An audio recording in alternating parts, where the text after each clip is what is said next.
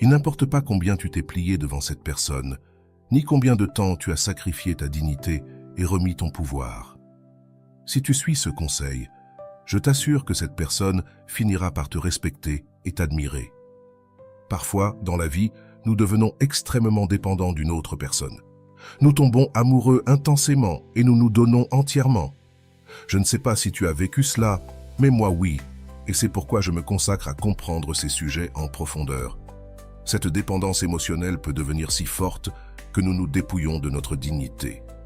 Cette personne finit par avoir un contrôle et un pouvoir énorme sur nous, au point que nous perdons notre identité et sommes incapables de retrouver notre autonomie et de faire quelque chose pour nous-mêmes. Que se passe-t-il quand tu te rends compte que tu as atteint ta limite et que tu ne sais pas comment t'échapper? Cette personne n'a plus de raison de continuer à jouer avec toi. Dans cette vidéo, je vais te montrer comment sortir de cette situation. Quand tu as perdu ta dignité, il est facile que l'autre personne se sente supérieure et contrôle ta vie. Cependant, je t'assure que dans la plupart des cas, il est possible de récupérer ton pouvoir, ta dignité et de te libérer de ce jeu. Comment? C'est simple. D'abord, il est crucial que tu saches te retirer de cette situation. Quand je dis te retirer, je veux dire que tu dois t'écarter émotionnellement et physiquement de ce contrôle que cette personne exerce sur toi. Cela peut signifier t'éloigner, te distancier, couper tout contact.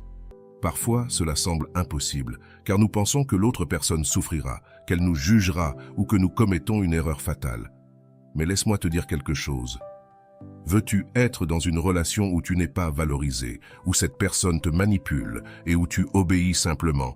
Ou préfères-tu une relation pleine de respect, d'amour et de confiance, où vous pouvez être vous-même et construire quelque chose de beau ensemble? Si cette personne n'est pas la bonne, elle s'éloignera définitivement. Mais si c'est la bonne, cet acte de retrait peut lui faire réaliser qu'elle a besoin de toi, non pas pour te manipuler, mais pour construire une relation saine et mutuelle. Souvent, l'autre personne développe également un attachement envers toi. Même si cet attachement se manifeste de manière négative, il est important de se rappeler que toi et cette personne avez une dépendance émotionnelle. Cependant, ton retrait peut être le premier pas pour briser ce cycle et récupérer ton pouvoir. Le plus crucial dans cette situation est de sortir à temps, de couper toute communication avec cette personne et quand tu la retrouveras, d'appliquer ce que je vais te dire maintenant. À ce moment-là, tu dois t'assurer de concentrer toute ton attention sur toi-même. Beaucoup pensent que c'est juste un cliché. Je dois m'aimer d'abord pour être aimé, mais il ne s'agit pas d'un jeu. Se concentrer sur soi-même est fondamental, surtout quand quelqu'un ne respecte pas ta dignité et franchit les limites en essayant d'exercer un contrôle sur toi. Il est vital de se centrer sur nous-mêmes d'abord pour retrouver la force nécessaire pour affronter les relations, notamment les relations toxiques. En te retirant, n'attends rien de cette personne. N'attends pas qu'elle t'appelle ou te recherche.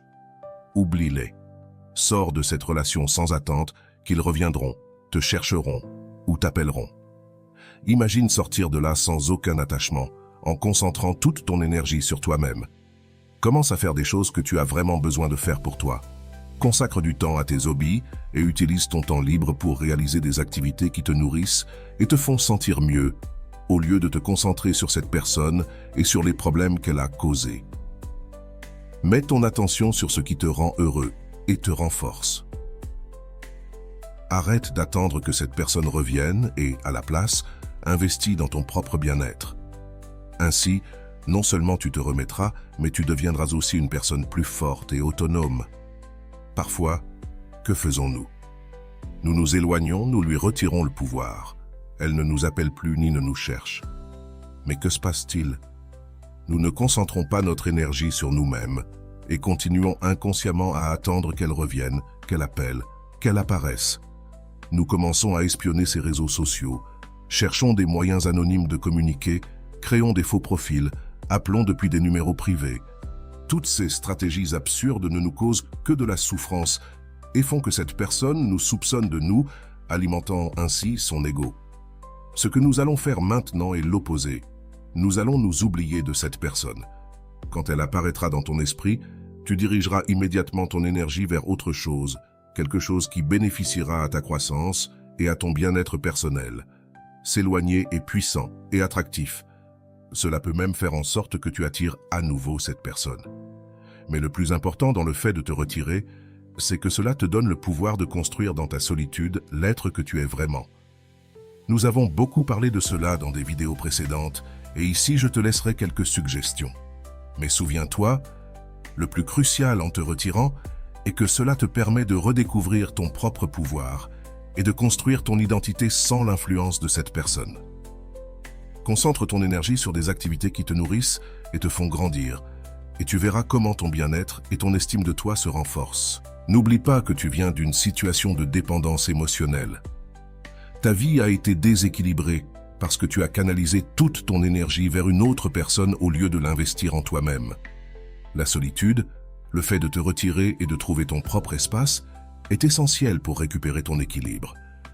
En sortant de cette relation, tu commenceras à noter des changements dans ton environnement, car tu ne seras plus constamment exposé à l'influence de cette personne. Une influence qui, bien que souvent toxique et douloureuse, génère de la dépendance.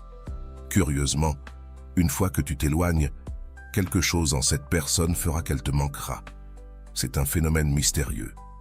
Parfois, nous recevons des choses des autres que nous n'aimons même pas, mais nous devenons accros. Une personne qui ne t'intéresse peut-être même pas s'éloigne, et soudainement, tu commences à manquer sa recherche constante et son attention. Même si tu ne veux rien avoir à faire avec cette personne, son absence te fait te demander pourquoi elle ne te cherche plus, ce qui se passe. Ce phénomène est automatique et fonctionne toujours. Dans ce cas, nous allons provoquer cette réaction chez l'autre personne, mais sans rien attendre. Résultat, il ne s'agit pas de manipuler, mais de te concentrer sur toi-même et de permettre au temps de faire son travail. Concentre ton énergie sur ton développement personnel, sur tes intérêts et passions, et tu verras comment non seulement tu retrouves ton équilibre, mais tu construis aussi une vie plus pleine et authentique. Je te dis toujours que nous devons nous détacher du résultat, tant dans la loi de l'attraction que dans toute pratique métaphysique. Nous parlons fréquemment de l'énergie et de la manière dont nous devons désirer ce que nous voulons, avoir une vision claire et le poursuivre avec des actions concrètes, mais nous ne devons pas nous accrocher au résultat. Cela se réalise en maintenant un processus libre d'attachement, en nous concentrant sur nous-mêmes et non sur la cible elle-même. Supposons que ton objectif soit de capter l'attention de cette personne, de la faire réfléchir, de réagir, de s'éprouver ou de te respecter. Si tu t'obsèdes avec cet objectif et que tu le transformes en ton unique boussole, tu obtiendras seulement l'effet inverse. Par conséquent, nous devons entreprendre les actions nécessaires, mais sans attachement au résultat. Peu importe ce qui peut se produire, il se peut que quelque chose arrive, mais nous ne devons pas nous accrocher à aucune attente. Notre priorité est de rester concentré sur nous-mêmes et de donner à cette personne ce qu'elle mérite en ce moment, notre absence. Au début, cette personne peut se sentir soulagée et penser « Enfin, elle n'est plus derrière moi ». Cependant, avec le temps, il est probable qu'elle commence à te manquer et souhaite faire le premier pas pour te contacter. Ce premier contact est crucial et nous devons le gérer avec autocontrôle. Nous ne pouvons pas empêcher cette personne d'essayer de te contacter, mais nous pouvons contrôler notre réponse. Rappelle-toi que cette personne a pris ton pouvoir et n'a pas respecté ta dignité. Maintiens ton contrôle et concentre-toi sur ton propre bien-être. Ainsi, non seulement tu te remettras, mais tu démontreras aussi ta force et ta valeur en construisant une vie pleine de respect et d'authenticité. Il est essentiel de se rappeler de garder le contrôle sur nous-mêmes lorsque cette personne essaie de communiquer. Généralement, ce sera quelque chose d'insignifiant, comme un « j'aime » sur tes réseaux sociaux ou un simple « bonjour ». Ils ne feront généralement pas d'efforts significatifs pour converser ou t'inviter à sortir. Ils cherchent juste le minimum. Dans ces cas, tu dois éviter de répondre et rester ferme dans ta décision. Ignore cette première tentative et continue à te concentrer sur toi-même. Pourquoi te dis-je cela?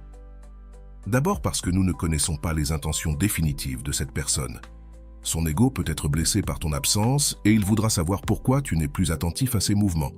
Il ne peut pas comprendre que tu n'es plus là pour répondre à son appel ou à son message. Ce désarroi dans son ego crée un besoin urgent de savoir ce qui a changé. Nous ne savons pas s'il te cherche parce qu'il veut vraiment que tu reviennes ou simplement parce que son ego a besoin de se réaffirmer. Cette personne peut être plus intéressée à te garder comme un soutien constant, quelqu'un qui est toujours là, qu'à construire une relation authentique avec toi. C'est pourquoi nous devons garder notre distance et ne pas tomber dans le piège de répondre immédiatement. En ignorant ces tentatives superficielles de contact, tu ne fais pas que renforcer ton autocontrôle, mais tu envoies aussi un message clair que tu n'es plus disposé à participer à ce jeu.